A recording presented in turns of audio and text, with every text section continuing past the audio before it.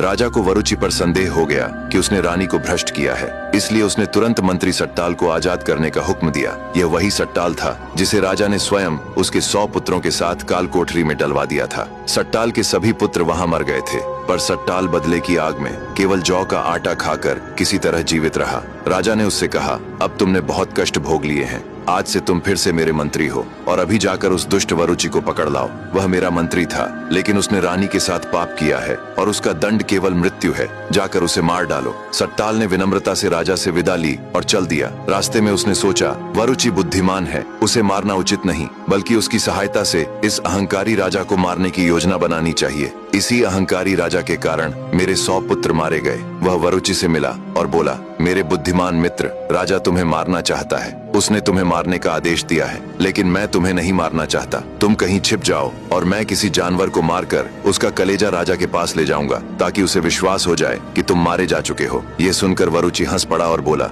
मित्र, तुम चाहो भी तो मुझे मार नहीं सकते और कोई भी मुझे छू तक नहीं सकता, क्योंकि मेरे पास एक महाभयानक दोस्त है जो हमेशा मेरे साथ रहता है। इतना कहकर वरुचि ने ताली बजाई और बोला, मित्र, तुरंत आओ। तभी एक महाभयानक दैत्य प्रकट हो गया। उसे देखते ही सट्टाल स्तब्ध रह गया, उसकी सांसें रुक गईं। दैत्य ने वरुचि से पूछा, क्या बात है मित्र, तुमने मुझे क्यों पुकारा? वरुचि ने कहा, हे मित्र, ये मेरे साथी हैं और तुम्हें देखना चाहते थे। दैत्य के जाते ही सट्टाल वरुचि से हैरान होकर बोला, मित्र, यह दैत्य तुम्हें कैसे मिला? वरुचि ने कहा, अब ध्यान से सुनो, इसकी एक बहुत अद्भुत कहानी है। मैं राजा की सेना के साथ उत्तर में स्थित धर्मपुर राज्य पर आक्रमण करने गया था। वहाँ एक भयानक युद्ध हुआ और मेरी सेना विजयी रही। जब हम लौट रहे थे तो एक झरने के पास हमने पड़ाव डाला और रात वहीं बिताने का निश्चय किया। जब सभी सैनिक सो गए तब मैंने एक अद्भुत दृश्य देखा। एक सुंदर स्त्री झरने से बाहर निकली। उसके हाथ में एक छोटा सा संदूक था। वह संदूक किनारे आकर खोलती है। जैसे ही संदूक खुला, उसमें से एक दानव निकला जो जंजीरों से बंधा हुआ था। अब आगे की कहानी जानने के लिए देखिए अगला भाग।